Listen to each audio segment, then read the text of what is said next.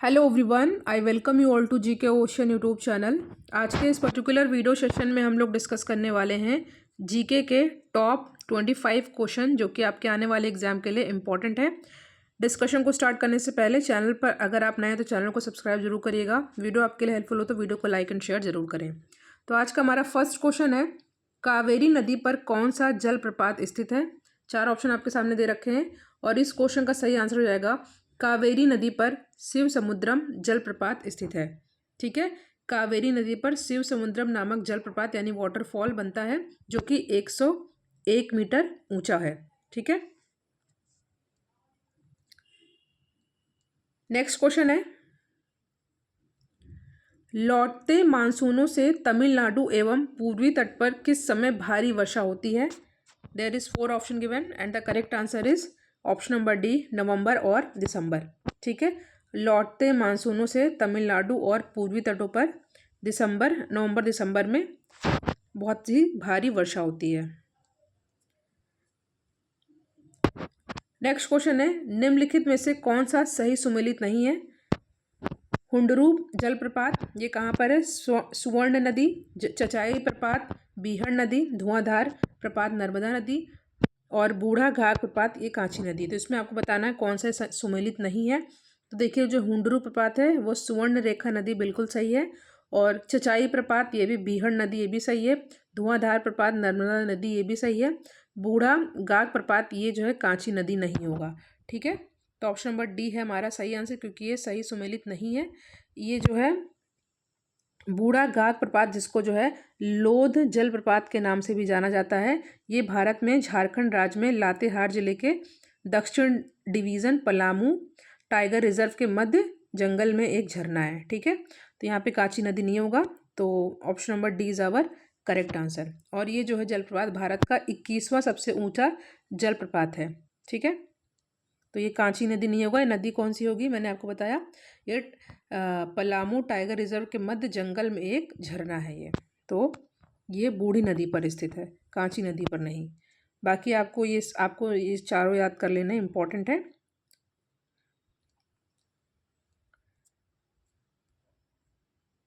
Next question है, निम्नलिखित में से राज्यसभा का अध्यक्ष कौन होता है। राज्यसभा का अध्यक्ष कौन होता है। देखिए, लोकसभा और राज्यसभा, ठीक है, और पार्लियामेंट के बारे में आर्टिकल 79 में बताया गया है, राज्यसभा के बारे में 80 और लोकसभा के बारे में आर्टिकल 81 में बताया गया है। जो क्वेश्चन आपसे पूछा है कि निम्नलिखित में से राज्यसभा का अध्यक्ष कौन होता है, तो इस क्वेश्चन का सही आंसर हो जाएगा वाइस प्रेसिडेंट यानी कि उपराष्ट्रपति। तो यहाँ पे ऑप्शन नंबर डी हो जाएगा हमारा सही आंसर। नेक्स्ट क्वेश्चन है, कोई विधेयक धन विधेयक है या नहीं, इसका निर्णय कौन करता है। लोकसभा के अध्यक्ष, राज्यसभा के अध्यक्ष, वित्त मंत्री या राष्ट्रपति। तो कोई धन विधेयक है या नहीं, ये कौन निर्णय लेता है इसका, तो ये होगा इसका सही आंसर ऑप्शन नंबर ए, लोकसभा के अध्यक्ष। ठीक है,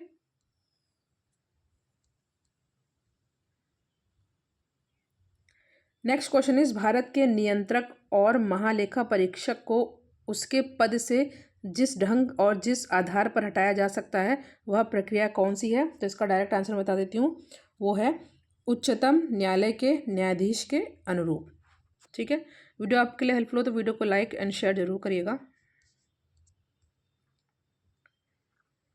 नेक्स्ट क्वेश्चन है, संसदीय व्यवस्था वाली सरकार वह होती है जिसमें, इसका आंसर हो जाएगा जिसमें सरकार संसद के प्रति उत्तरदायी होती है और उसके द्वारा हटाई जा सकती है।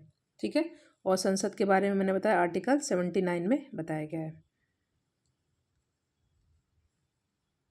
नेक्स्ट क्वेश्चन इज, भारत के संविधान का कौन सा भाग कल्याणकारी राज्य के आदर्श की घोषणा करता है। चार ऑप्शन आपके सामने दे रखा है, राज्य के नीति निर्देशक तत्व, दूसरा है मूल अधिकार, उद्देशिका या 7वीं अनुसूची। तो भारत के संविधान का कौन सा भाग कल्याणकारी राज्य के आदर्श की घोषणा करता है, तो इसका सही आंसर रहेगा राज्य की नीति के निर्देशक तत्व। ठीक है, और इसके बारे में चर्चा की गई है संविधान के भाग 4 के आर्टिकल 36 से लेकर 51 तक में। ठीक है, नेक्स्ट क्वेश्चन है आपके सामने। इस क्वेश्चन को मैंने कल भी डिस्कस किया था। अनुच्छेद 292 निम्नलिखित में से संबंधित है किससे? तो ये संबंधित होता है उधार लेने से संबंधित। भारत सरकार द्वारा यानी इंडियन गवर्नमेंट के द्वारा उधार लेना संविधान के आर्टिकल 292 में परिभाषित किया गया है। नेक्स्ट क्वेश्चन है, राष्ट्रपति के संदर्भ में निम्नलिखित कथनों पर विचार करें। राष्ट्रपति लोकसभा का सदस्य है, राष्ट्रपति राज्यसभा का सदस्य है, राष्ट्रपति संसद का सदस्य, या इनमें से कोई नहीं। तो ऑप्शन नंबर सी हो जाएगा हमारा सही आंसर। राष्ट्रपति संसद का सदस्य है। संसद में के और सदस्य कौन है? Lok Sabha, Rajya Sabha and president. ठीक है। नेक्स्ट क्वेश्चन है, 1857 का विद्रोह लखनऊ में किसके नेतृत्व में आगे बढ़ा था? तो ये बढ़ा था option number C, Begum of Awadh. ठीक है, option number C is our correct answer. Begum Hazrat Mahal Awadh के नवाब वाजिद अली शाह की पत्नी थी। बेगम हजरत महल ने अपने 11 वर्ष के पुत्र बिरजिस कादिर के नाम पर शासन किया और 1857 के आंदोलन का नेतृत्व इन्होंने लखनऊ से किया था। ठीक है।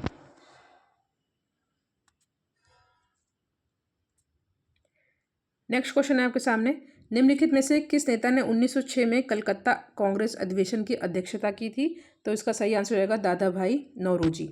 ठीक है।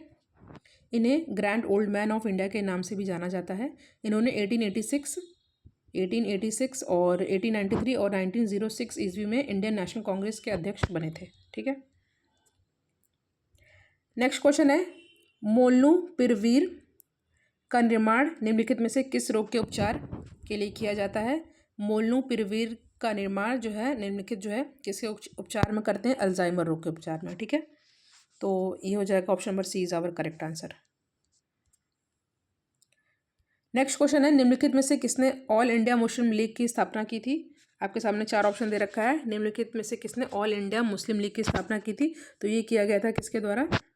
नवाब सलीमुल्लाह खान के द्वारा। ठीक है, और ये कब किया गया था? 1906 यानी 1906 में किया गया था ढाका में।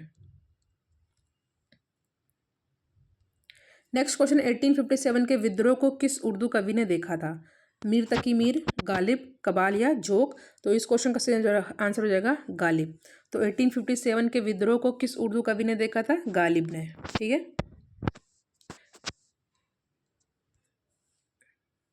नेक्स्ट क्वेश्चन है, 1906 में मिंटो से शिमला में मिले मुसलमानों के शिष्टमंडल ने क्या प्रार्थना की थी? तो इस क्वेश्चन का सही आंसर हो जाएगा, इसका डायरेक्ट आंसर बता देती हूँ, मुसलमानों के लिए एक पृथक निर्वाचन। और ये भी याद कर लीजिएगा, मिंटो और ये टाइम भी 1906 में। क्वेश्चन फिर से पढ़ लेते हैं। 1906 में मिंटो से शिमला में मिले मुसलमानों के शिष्टमंडल जो टीम गई थी उन्होंने क्या प्रार्थना किया था? उन्होंने प्रार्थना किया था मुसलमानों के लिए पृथक निर्वाचन वर्ग की। नेक्स्ट क्वेश्चन इंपॉर्टेंट है, गुआडल कैनाल द्वीप। ठीक है, गुआडल कैनाल द्वीप, गुआडल कैनाल आइलैंड निम्नलिखित में से किस देश का हिस्सा है? सोलोमन द्वीप, मालदीव, सेशल्स या मॉरिशस? तो इस क्वेश्चन का सही आंसर हो जाएगा सोलोमन द्वीप। ठीक है, तो option number A is our correct answer. ये इंपॉर्टेंट है। अगला क्वेश्चन आपके सामने, 1857 में भारत का गवर्नर जनरल कौन था? 1857 में जीजी यानी कि गवर्नर जनरल कौन था? आपके सामने 4 ऑप्शन दे रखे हैं, वेलीजली, कैनिंग, डलहौजी या मिंटो? तो ये हो जाएगा कैनिंग। इंपॉर्टेंट है, कई बार पूछा गया और इजी क्वेश्चन है। नेक्स्ट क्वेश्चन इज, निम्नलिखित में से महात्मा गांधी का भारत में पहला सत्याग्रह कौन सा था? 4 ऑप्शन आपके सामने दे रखा है, इजी क्वेश्चन है। अहमदाबाद, बरदौली, व्यक्तित्व या चंपारण? तो सही आंसर हो जाएगा चंपारण। ठीक है, 1917 में ये विद्रोह हुआ था बिहार में, और राजकुमार शुक्ल के आग्रह पर गांधी जी चंपारण गए थे। नेक्स्ट क्वेश्चन है, दिल्ली का पहला सुल्तान जिसने भूमि की पैमाइश करवाई थी? मोस्ट इंपॉर्टेंट हिस्ट्री के सेक्शन का क्वेश्चन है। दिल्ली का पहला सुल्तान जिसने भूमि की पैमाइश करवाई थी वो कौन था? वो अलाउद्दीन खिलजी। ठीक है, अलाउद्दीन पहला दिल्ली सुल्तान था जिसने भूमि को मापा और बिस्वा को अपना आधार बनाया था। ठीक है, और भूमि मापन के इस पद्धति को मासाहत कहा जाता था। तो फिलहाल option A is our correct answer. Next ये भी बहुत इंपॉर्टेंट है, नहर निर्माण एवं डाक व्यवस्था को आरंभ करने वाला पहला दिल्ली सुल्तान कौन था? तो ये होता गयासुद्दीन तुगलक। ठीक है, गयासुद्दीन तुगलक। इसका टाइम पीरियड याद कर लीजिए, गयासुद्दीन तुगलक जो है 1320 से 1325, ठीक है। और पहला दिल्ली सुल्तान था जिसने जो है नहर निर्माण एवं डाक व्यवस्था को प्रारंभ किया था। नेक्स्ट क्वेश्चन है, औरंगजेब के पौत्र राजकुमार अजीम ने पटना का नया नाम क्या रखा था? पाटलिपुत्र, औरंगाबाद, अजीमाबाद या कुसुमपुर? तो ये हो जाएगा अजीमाबाद, ठीक है। Option number D is our correct answer. Next question है, पठार से निकलने वाली गंगा की उप सहायक नदी का क्या नाम है? रामगंगा, घाघरा, गंडक या बेतवा? तो इस क्वेश्चन का सही आंसर हो जाएगा, पठार से निकलने वाली गंगा की उप सहायक नदी का नाम है। देखिए फिलहाल तो इसमें कई आंसर होंगे। देखिए गंगा में उत्तर की ओर से आकर मिलने वाली प्रमुख सहायक नदियाँ कौन कौन सी? यमुना है और रामगंगा है, ठीक है। एक तो रामगंगा हो गया, और करनाली है, ताप्ती है, गंडक है, ये भी हो गया, और कोसी है और काक्षी नदी है। और दक्षिण के पठार से आकर मिलने वाली नदियाँ हैं चंबल, सोन, बेतवा और दक्षिणी टोंस। तो यहाँ पे फिलहाल आपका जो है ये इसमें से ये भी हो जाएगा आंसर, ये भी हो जाएगा और ये भी हो जाएगा।